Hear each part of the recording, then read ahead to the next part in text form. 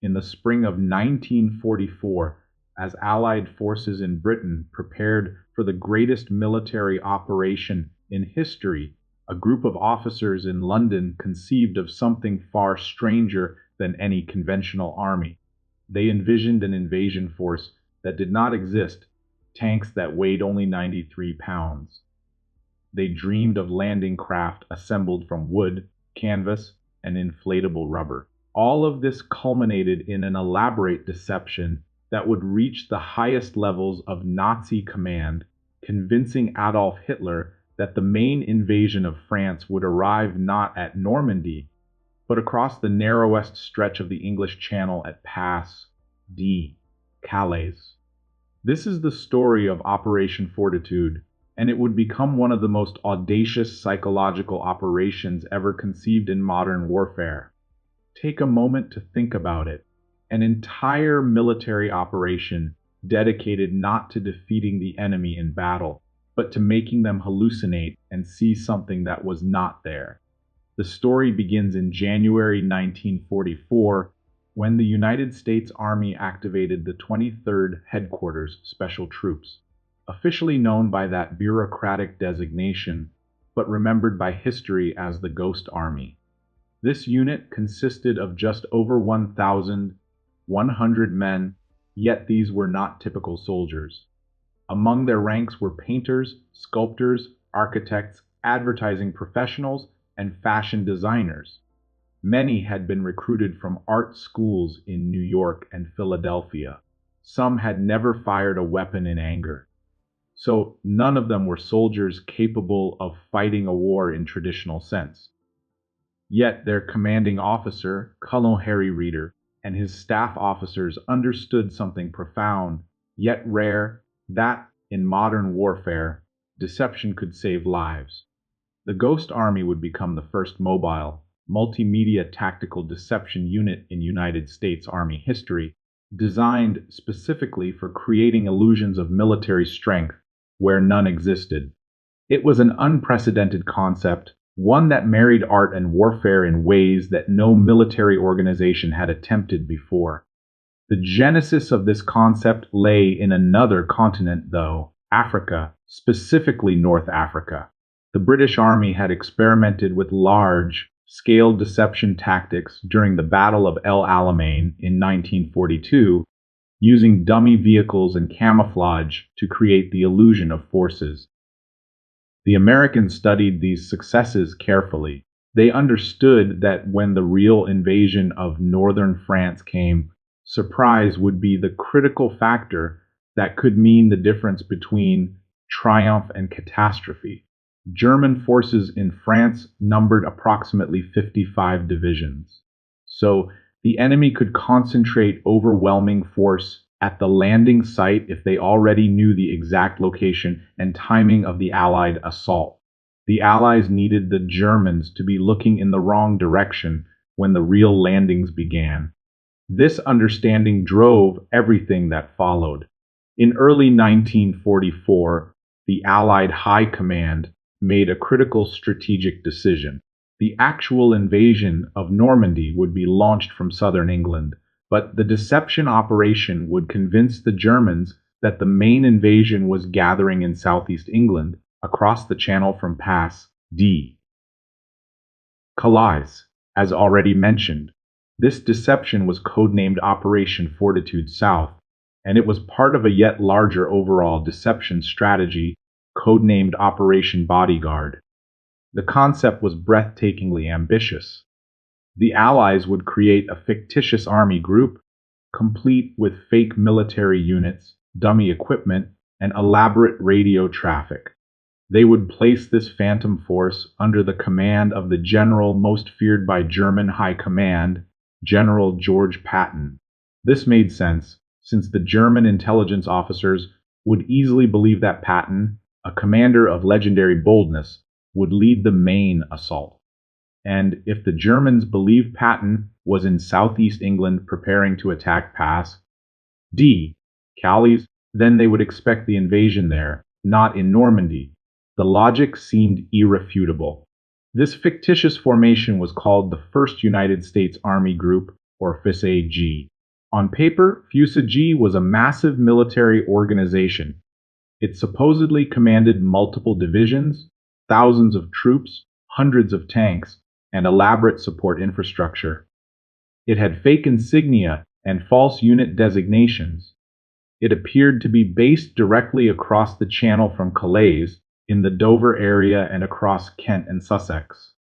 To make FISAG appear as real as possible, the Allies employed multiple layers of deception.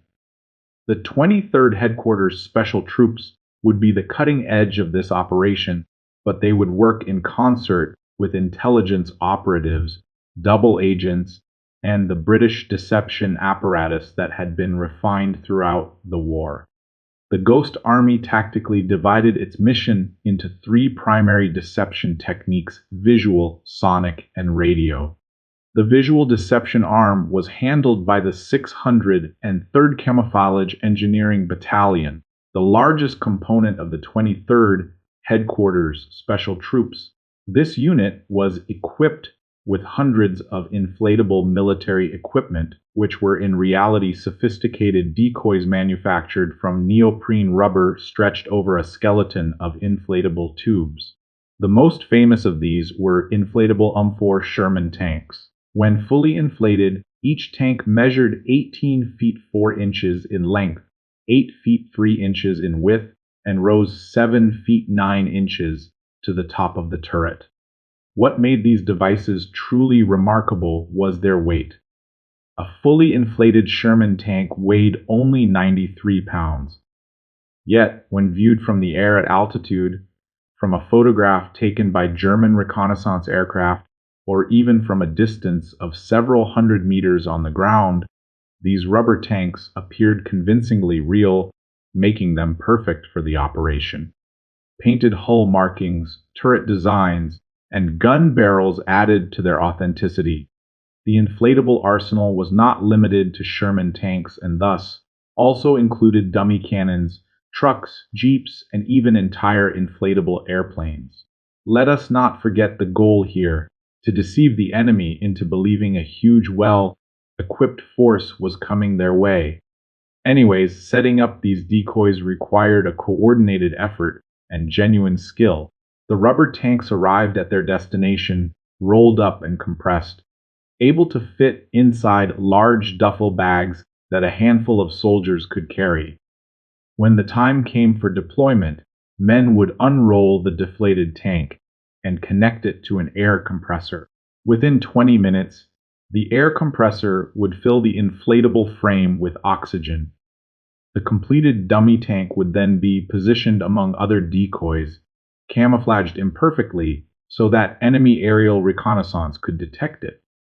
The multi-compartment design of the inflatable tanks, divided into separate sections, also guaranteed that a single bullet hole or puncture would not deflate the entire structure. But it was soon learned that cold temperatures at dawn caused the air inside the inflatables to contract and condense, making the tank barrels droop noticeably. The 603rd, responsible for the deception, though adapted very quickly by monitoring conditions and adjusting as needed. Officers who had commanded real 32-ton Sherman tanks now found themselves managing battalions of rubber. Some struggled initially with the adjustment, but they came to understand that the effort required to maintain a convincing deception equaled the effort required to fight an actual battle. This might funny to us lot who are visualizing this almost 70 years later, but think about the men who were actually involved. It was very real for them. The men of the 603rd have to be commended here for their remarkable talent. Among their ranks was Bill Blass, a young soldier who would go on to become one of America's most celebrated fashion designers.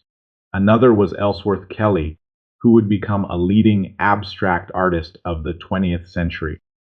The unit also included photographer Art Kane. Many of these men had attended Cooper Union or Pratt Institute in New York. They brought artistic sensibility to their work. They studied real American military units, producing detailed sheets of information called poop sheets, and yes, that's not a misnomer. On these pages, they recorded bumper markings, helmet insignia, unit patches, uniform details, and even the songs that particular units favored. This obsessive attention to detail extended to the dummy camps they constructed. When they created a fake bivouac area, they didn't simply position inflatable tanks and vehicles. They even hung laundry on clotheslines. They created realistic vehicle tracks using bulldozers and positioned dummy artillery batteries with appropriate spacing. At that point, they could construct an entire fake airfield, complete with wooden aircraft on fake landing strips, in a matter of hours. Meanwhile, the sonic deception arm of the Ghost Army fell to the 3,132nd Signal Service Company, which included men who had received special training at the Army Experimental Station. Working with engineers from Bell Laboratories, they had traveled to Fort Knox and recorded the actual sounds of military movement and construction, including the rumble of armored vehicles, the shouts of soldiers, the sounds of bridge building, the clank of equipment being moved. These recordings were captured on state of the art wire recorders, which were the predecessors to modern tape recorders. The Ghost Army transported these recordings to Europe in large collections. When a deception operation was being prepared, sound engineers would carefully select and mix recordings to create an audio composition that matched the type of military operation they wanted the enemy to believe was happening. These sound effects were then amplified through powerful speakers mounted on half tracks. The resulting noise was audible up to 15 miles away. Particularly at night, these sounds convinced German observation posts that significant Allied troop movements were underway, with units preparing anxiously for an imminent offensive operation, which would never come, because it never existed in the first place. The third arm of deception was perhaps the most sophisticated radio deception. This component fell to the Signal Company Special, formerly known as the 244th Signal Company, comprising roughly 300 men.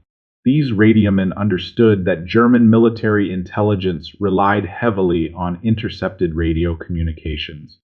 Throughout World War II, radio traffic had become a primary source of intelligence for all sides.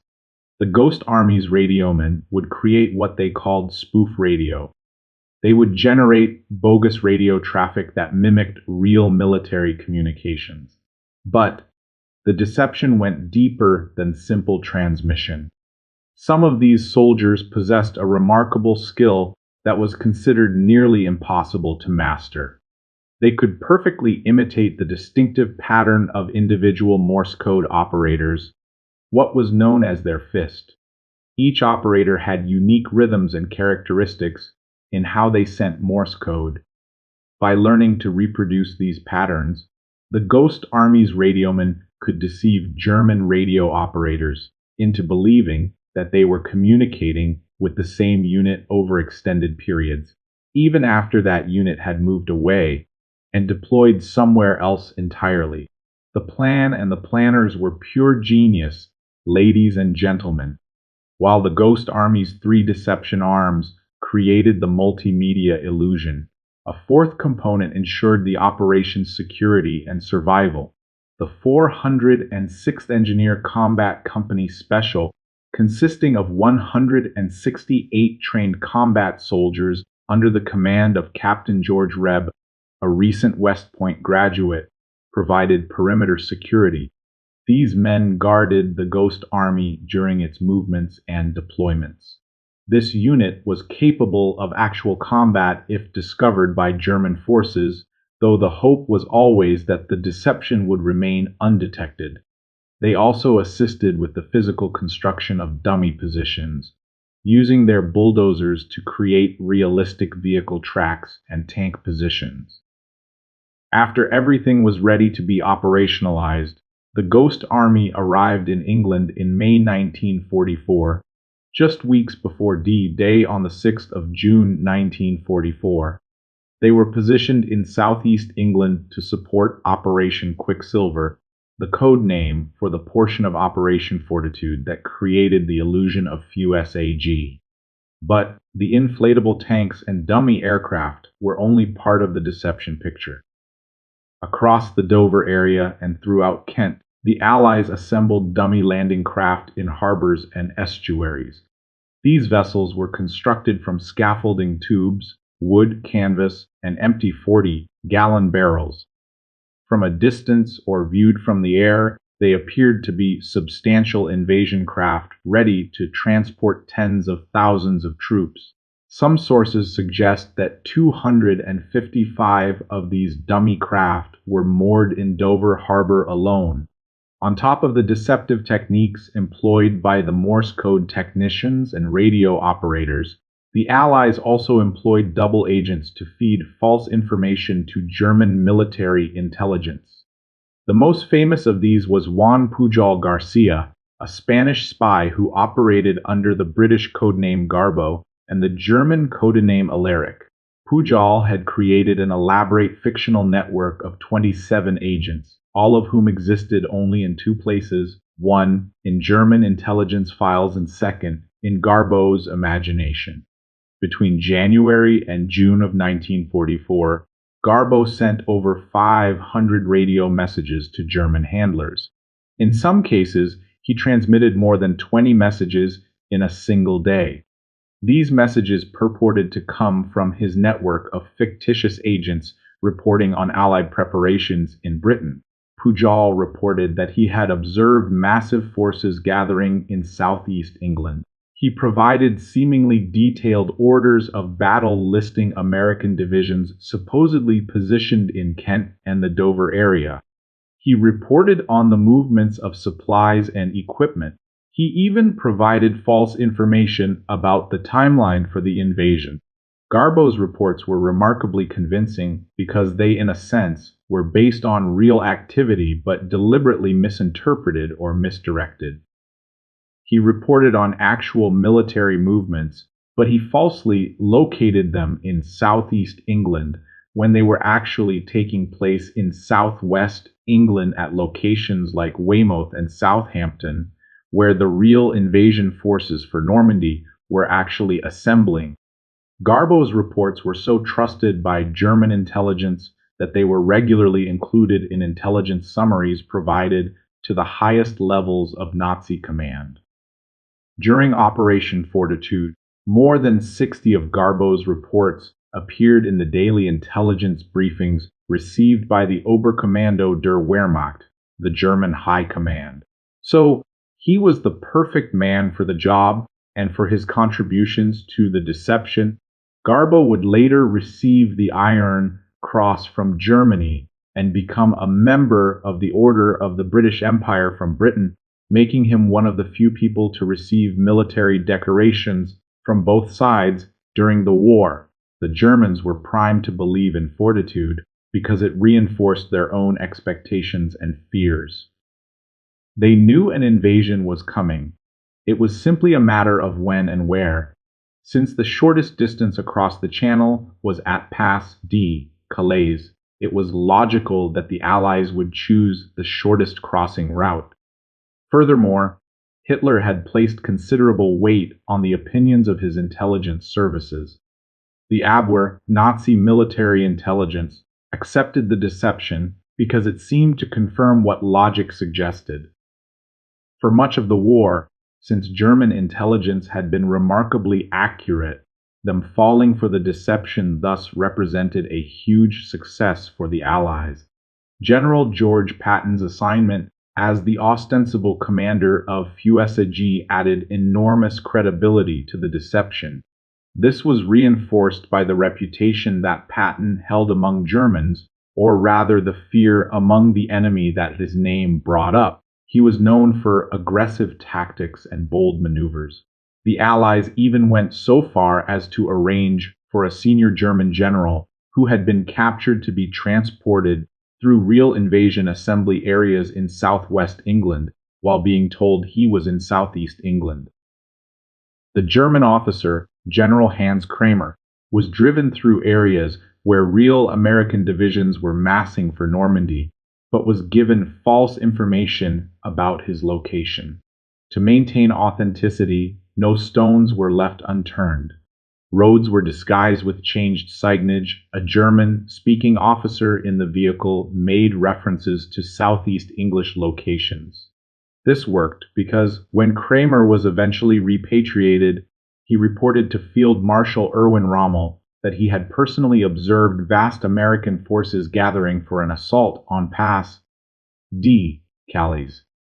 Fortunately, this false report was taken seriously by the German High Command and reinforced their existing beliefs.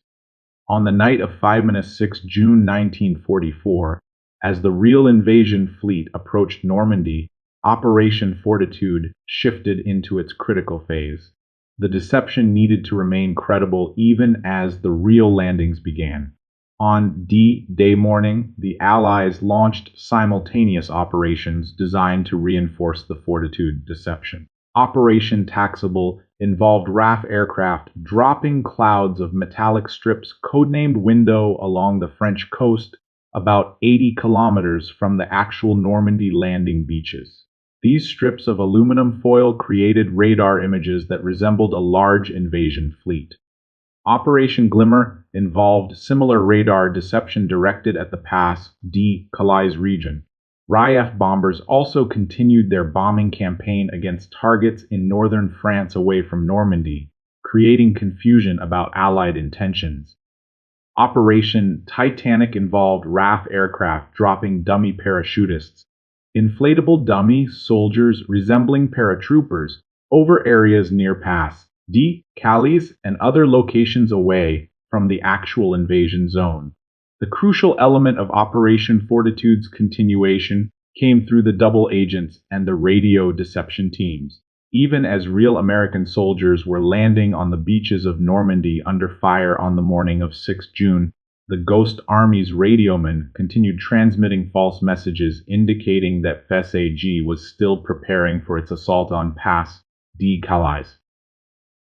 Garbo, in a masterful touch, also arranged to transmit a message to German intelligence warning them that a major invasion was about to begin, but he sent the message late enough that the Germans received it only after the Normandy landings had begun. This had the effect of increasing Garbo's credibility because it created the illusion that he had attempted to warn them, yet the warning had been delayed. His German handlers trusted him so completely that they accepted this explanation without question. On 9 June, 3 days after the actual invasion began, Garbo sent a report to German intelligence that was so significant it reached Adolf Hitler personally. Garbo reported that he had conferred with his network of agents and developed an order of battle showing 75 divisions in Britain. In reality, there were only about 50 divisions in Britain. More importantly, Garbo reported that FUSAG, supposedly comprising 11 divisions and 150,000 men commanded by General Patton, was still in southeast England and had not yet participated in the invasion. Therefore, Garbo concluded the Normandy landings must be a diversionary operation.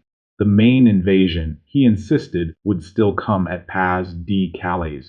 This was the masterstroke as the German intelligence, 2 days after receiving Garbo's assessment, sent a message stating that all reports received from Garbo's network in the previous week had been confirmed without exception and were to be regarded as especially valuable. On the basis of this deception, the German High Command made a crucial strategic error that would cost them dearly. They held back reinforcements from Normandy. The 15th Army, stationed in the Pas-de-Calais region, was kept in place to defend against the invasion that never came, because it was not even envisioned by the Allied forces. The Battle of Normandy would have had a different outcome if Germans had diverted these units to Normandy, but Fortunately, they weren't. Even into July and early August of 1944, more than a month after the real invasion began, significant German forces remained in the Pas-de-Calais region waiting for an assault that was never going to arrive. Hitler himself issued a directive to his commanders on the 8th of July 1944 stating that despite the success of the Allies in landing at Normandy, the main invasion could still be expected in the 15th Army sector. He believed that the Allies would attempt a second large-scale landing in the Pas-de-Calais area. The deception had taken on a life of its own. This delay in German reinforcement proved absolutely critical to the success of the Normandy campaign. While this made the Normandy campaign easier, it was in no way easy. The initial beachhead was secured at enormous cost in casualties. The Allies struggled to move inland from the beaches. German resistance was fierce and effective. Panzer divisions counterattacked repeatedly. British forces failed to take the city of Cannes on the first day and bogged down in bitter fighting for weeks. American forces on Omaha Beach in Normandy suffered devastating casualties. Progress inland was measured in kilometers per day. But the German failure to commit the 15th Army Reserves to counterattack the invasion meant that the beachhead could be held and expanded. Now, imagine how much more difficult or impossible the Normandy campaign would be without the deception, ladies and gentlemen. Eventually, the Allies broke out of the beachhead, drove toward Paris, and began the liberation of Western Europe. All of this hinged partly on the success of Operation Fortitude. The Ghost Army's work did not end on D-Day. From June 1944 until the spring of 1945, the 23rd Headquarters Special Troops conducted 22 separate large-scale deception operations across Europe. They moved with the front lines, traveling from Normandy into Belgium, Luxembourg, and eventually into Germany itself. Each operation required them to impersonate a new fictitious unit and create an elaborate multimedia deception designed to mislead German commanders about the strength, position, or intentions of real American forces. The Ghost Army became what some referred to as a traveling road show of deception. It was exhausting work, dangerous in its own way, yet essential to the overall strategy. One of the final and most significant operations conducted by the Ghost Army came in March 1945 near the Rhine River. American forces were preparing to cross the Rhine, which represented the last major natural obstacle between them and the heart of Germany. The Ghost Army staged an elaborate deception that they claimed could simulate 2 full divisions, roughly 30,000 troops. They established fake headquarters positions, deployed hundreds of inflatable tanks and vehicles, and the works, suggesting American forces were massing for an offensive operation. When the real 9th Army divisions actually crossed the Rhine on the night of 23 March 1945, they encountered minimal German resistance at the crossing point. The deception had drawn German forces away to defend what they believed would be the main crossing site. Throughout their entire period of service, the men of the Ghost Army served without firing a shot in anger. They defended themselves and their equipment when necessary, but their primary weapons were their pens and their imagination. After the war ended in May 1945, the soldiers of the 23rd Headquarters Special Troops were sworn to absolute secrecy. Records were classified. Equipment was packed away. For more than 50 years, the story remained hidden from the public. A brief newspaper article appeared in August 1945 when the war ended, but the Pentagon otherwise maintained strict silence about the unit's activities. It was not until 1985 that Arthur Shilstone, an artist who had served with the Ghost Army, illustrated his story for Smithsonian Magazine, breaking the long silence.